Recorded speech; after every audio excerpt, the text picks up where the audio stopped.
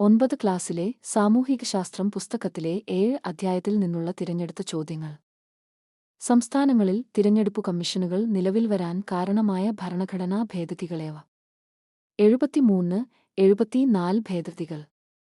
ഭരണഘടനയുടെ ഏതൊക്കെ അനുച്ഛേദങ്ങൾ പ്രകാരമാണ് സംസ്ഥാന തിരഞ്ഞെടുപ്പു കമ്മീഷന് രൂപം നൽകിയിരിക്കുന്നത്?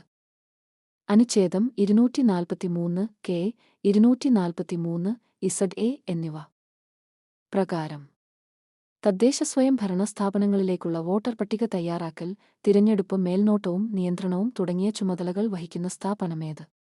സംസ്ഥാന തിരഞ്ഞെടുപ്പു കമ്മീഷൻ. തദ്ദേശസ്വയംഭരണ സ്ഥാപനങ്ങളിലെ അംഗങ്ങളുടെ സംവരണ സ്ഥാനങ്ങൾ നിശ്ചയിക്കുന്നതാര്? സംസ്ഥാന തിരഞ്ഞെടുപ്പു കമ്മീഷൻ. കേരള സംസ്ഥാന തിരഞ്ഞെടുപ്പ് കമ്മീഷൻ നിലവിൽ വന്നത് എന്ന്? 1993 ഡിസംബർ 3. രാജ്യത്ത് മനുഷ്യാവകാശ ലംഘനങ്ങൾ ഇല്ലാതാക്കി പൗരാവകാശ സംരക്ഷണം ഉറപ്പുവരുത്തുകയെന്ന ലക്ഷ്യത്തോടെ രൂപവത്കരിക്കപ്പെട്ട സ്ഥാപനമേത്? ദേശീയ മനുഷ്യാവകാശ കമ്മീഷൻ. ദേശീയ മനുഷ്യാവകാശ കമ്മീഷൻ നിലവിൽ വന്നത് എന്ന്? 1993 ഒക്ടോബർ 12. ദേശീയ മനുഷ്യാവകാശ കമ്മീഷന്റെ ആസ്ഥാനമെവിടെ? ന്യൂഡൽഹി. ചെയർപേഴ്സൺ ഉൾപ്പെടെ എത്ര അംഗങ്ങളാണ് ദേശീയ മനുഷ്യാവകാശ കമ്മീഷനുള്ളത്? 6 അംഗങ്ങൾ. ദേശീയ മനുഷ്യാവകാശ കമ്മീഷൻ ചെയർപേഴ്സൺ ആയി നിയമിക്കപ്പെടാനുള്ള യോഗ്യതയെന്ത്? വിരമിച്ച സുപ്രീം കോടതി ചീഫ് ജസ്റ്റിസ് അഥവാ സുപ്രീം കോടതി. ദേശീയ മനുഷ്യാവകാശ കമ്മീഷന്റെ അംഗങ്ങളെ നിയമിക്കുന്നതാര്? രാഷ്ട്രപതി. ദേശീയ മനുഷ്യാവകാശ കമ്മീഷൻ അംഗങ്ങളുടെ ഔദ്യോഗിക കാലാവധിയെന്ത്? 3 വർഷം അഥവാ 70 വയസ്സുവരെ. മനുഷ്യാവകാശ സംരക്ഷണത്തിനും അനുബന്ധ കാര്യങ്ങൾക്കുമായി ദേശീയ സംസ്ഥാന തലങ്ങളിൽ മനുഷ്യാവകാശ കമ്മീഷനുകളും കോടതികളും സ്ഥാപിക്കാൻ നിർദ്ദേശിച്ചുകൊണ്ട് നിലവിൽ വന്ന നിയമമേത്? മനുഷ്യാവകാശ സംരക്ഷണ നിയമം. മനുഷ്യാവകാശ സംരക്ഷണ നിയമം പ്രാബല്യത്തിൽ വന്നത് എന്ന്? 1993 സെപ്റ്റംബർ 28. ദേശീയ സംസ്ഥാന തലങ്ങളിൽ മനുഷ്യാവകാശ കമ്മീഷനുകൾ പ്രവർത്തിക്കുന്നത് എന്തിന്റെ അടിസ്ഥാനത്തിലാണ്? മനുഷ്യാവകാശ സംരക്ഷണ നിയമം. മനുഷ്യാവകാശ കോടതി, ദേശീയ ന്യൂനപക്ഷ കമ്മീഷൻ, ദേശീയ പട്ടികജാതി കമ്മീഷൻ, ദേശീയ വനിതാ കമ്മീഷൻ, സംസ്ഥാന മനുഷ്യാവകാശ കമ്മീഷൻ എന്നിവ നിർവചിച്ചിരിക്കുന്ന നിയമമേത്? മനുഷ്യാവകാശ സംരക്ഷണ നിയമം. ദേശീയ മനുഷ്യാവകാശ കമ്മീഷൻ രൂപവത്കരണം, ചെയർപേഴ്സൺ ഉൾപ്പെടെയുള്ള അംഗങ്ങളുടെ നിയമനം, നീക്കം ചെയ്യൽ, കാലാവധി, കമ്മീഷന്റെ പ്രവർത്തനങ്ങൾ, അധികാരങ്ങൾ തുടങ്ങിയവ പ്രതിപാദിക്കുന്ന നിയമമേത്? മനുഷ്യാവകാശ സംരക്ഷണ നിയമം. മനുഷ്യാവകാശ കമ്മീഷനുകളുടെ അന്വേഷണ നടപടിക്രമം, റിപ്പോർട്ട് സമർപ്പിക്കൽ, സംസ്ഥാന മനുഷ്യാവകാശ കമ്മീഷൻ രൂപവത്കരണം, പ്രവർത്തന അന്വേഷണ നടപടിക്രമങ്ങൾ എന്നിവ നിഷ്കർഷിക്കുന്ന നിയമമേത്?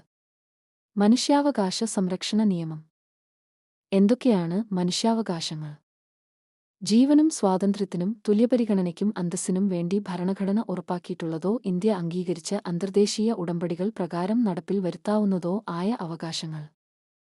ദേശീയ മനുഷ്യാവകാശ കമ്മീഷന് സമാനമായി സംസ്ഥാനങ്ങളിലുള്ള സംവിധാനമേത്? സംസ്ഥാന മനുഷ്യാവകാശ കമ്മീഷനുകൾ. കേരള സംസ്ഥാന മനുഷ്യാവകാശ കമ്മീഷൻ നിലവിൽ വന്നത് എന്ന്? 1998 ഡിസംബർ 11. ചെയർപേഴ്സൺ ഉൾപ്പെടെ എത്ര അംഗങ്ങളാണ് സംസ്ഥാന മനുഷ്യാവകാശ കമ്മീഷനിലുള്ളത്? 3 അംഗങ്ങൾ. സംസ്ഥാന മനുഷ്യാവകാശ കമ്മീഷൻ ചെയർപേഴ്സൺ ആയി നിയമിക്കപ്പെടാനുള്ള യോഗ്യതയെന്ത്?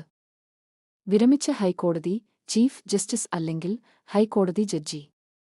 സംസ്ഥാന മനുഷ്യാവകാശ കമ്മീഷനിലെ അംഗങ്ങളെ നിയമിക്കുന്നതാര്? ഗവർണർ. പൗരരുടെ മനുഷ്യാവകാശങ്ങൾ സംരക്ഷിച്ച് അതിലൂടെ ജനാധിപത്യത്തിന്റെ വ്യാപനം ഉറപ്പാക്കുന്നതിൽ സുപ്രധാന പങ്കുവഹിക്കുന്ന സ്ഥാപനമേത്? ദേശീയ മനുഷ്യാവകാശ കമ്മീഷൻ. ദേശീയ വനിതാ കമ്മീഷൻ സ്ഥാപിതമായത് എന്ന്?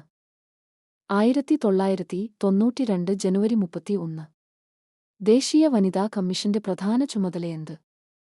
സമൂഹത്തിൽ സ്ത്രീകൾ അഭിമുഖീകരിക്കുന്ന വിവിധ പ്രശ്നങ്ങളിൽ ഇടപെട്ട് നിയമപരമായ പരിഹാരങ്ങൾ നിർദ്ദേശിക്കുകയും നടപടികൾ ശുപാർശ ചെയ്യുകയും ചെയ്യുക. ദേശീയ വനിതാ കമ്മീഷന്റെ ഘടനയെന്ത്? ചെയർപേഴ്സണും 5 അംഗങ്ങളും ഒരു മെമ്പർ സെക്രട്ടറിയും. ദേശീയ വനിതാ കമ്മീഷനിലെ അംഗങ്ങളെ നിയമിക്കുന്നതാര്? കേന്ദ്ര സർക്കാർ. കേന്ദ്ര വനിതാ കമ്മീഷൻ അംഗങ്ങളുടെ ഔദ്യോഗിക കാലാവധിയെന്ത്? 3 വർഷം. സ്ത്രീകളുടെ സുരക്ഷയ്ക്കും തുല്യതയ്ക്കും അവകാശ സംരക്ഷണത്തിനുമായി വിപുലമായ അധികാരങ്ങളും ചുമതലകളുമുള്ള സ്ഥാപനമേത്? ദേശീയ വനിതാ കമ്മീഷൻ. ദേശീയ വനിതാ കമ്മീഷന്റെ ആസ്ഥാനം എവിടെ? ന്യൂഡൽഹി. സ്ത്രീകളുടെ അവകാശങ്ങൾ സംരക്ഷിക്കുക, സ്ത്രീകൾക്കെതിരായ അക്രമങ്ങളും വിവേചനങ്ങളും തടയുക, സാമൂഹിക മുന്നേറ്റത്തിൽ സ്ത്രീകളുടെ പങ്കാളിത്തം ഉറപ്പാക്കുക തുടങ്ങിയ ലക്ഷ്യങ്ങളോടെയുള്ള ദിനാചരണം. അന്താരാഷ്ട്ര വനിതാ ദിനം. അന്താരാഷ്ട്ര വനിതാ ദിനമായി ആചരിക്കുന്നതെന്ന്? മാർച്ച് 8. അന്താരാഷ്ട്ര വനിതാ ദിനാചരണത്തിലൂടെ ഐക്യരാഷ്ട്രസംഘടന ലക്ഷ്യം വയ്ക്കുന്നത് എന്തെല്ലാം? അതിക്രമങ്ങൾ സ്ത്രീകൾക്കെതിരായ തടയുക, രാഷ്ട്രീയ സാമൂഹിക സാമ്പത്തിക രംഗങ്ങളിലെ എല്ലാത്തരം വിവേചനങ്ങൾക്കും അതീതമായി സ്ത്രീകളുടെ ശാക്തീകരണം ഉറപ്പുവരുത്തുക തുടങ്ങിയവ. സ്ത്രീധനമെന്ന ദുരാചാരം സമൂഹത്തിൽ നിന്ന് തുടച്ചുനീക്കുന്നതിനും സ്ത്രീധനത്തിന്റെ പേരിലുള്ള അതിക്രമങ്ങൾ തടയുന്നതിനും വേണ്ടി സ്ത്രീധന നിരോധന നിയമം പാർലമെന്റ് പാസാക്കിയ വർഷമേത്? 1961. സ്ത്രീധനം സ്വീകരിക്കുന്നതും നൽകുന്നതും കുറ്റകരമാക്കുന്ന നിയമമേത്? സ്ത്രീധന നിരോധന നിയമം 1961.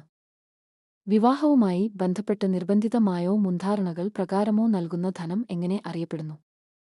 സ്ത്രീധനം. ഒരു നിശ്ചിത തുകയോ ആഭരണങ്ങളോ സ്വത്തോ കൊടുക്കാമെന്നുള്ള വാഗ്ദാനമാണ് ഒരാളെ വിവാഹത്തിന് സമ്മതിപ്പിക്കുന്നതെങ്കിൽ അതിനെ എന്തായി കണക്കാക്കുന്നു? സ്ത്രീധനം. ജീവിത പങ്കാളിയിൽ നിന്നോ ബന്ധുക്കളിൽ നിന്നോ സ്ത്രീകൾക്ക് നേരിടേണ്ടിവരുന്ന പീഡനങ്ങളിൽ നിന്ന് സംരക്ഷണം നൽകുന്ന നിയമമേത്? ഗാർഹിക പീഡന നിരോധന നിയമം 2005. ഗാർഹിക പീഡന നിരോധന നിയമം പ്രാബല്യത്തിൽ വന്നത് എന്ന്? 2006 ഒക്ടോബർ 26. സ്ത്രീത്വത്തെ അപമാനിക്കുന്നതും അപകടപ്പെടുത്തുന്നതുമായ എല്ലാ അതിക്രമങ്ങളും എന്തിന്റെ വിശാല നിർവചനത്തിൽ ഉൾപ്പെടുത്തിയിരിക്കുന്നു? ഗാർഹിക പീഡനത്തിന്റെ. ഗാർഹിക പീഡനത്തിന് ഇരയാകുന്ന സ്ത്രീകൾക്ക് സംരക്ഷണവും താമസ സൗകര്യവും സാമ്പത്തിക സമാശ്വാസ നടപടികളും ഉറപ്പുവരുത്തുന്ന നിയമമേത്? ഗാർഹിക പീഡന നിരോധന നിയമം.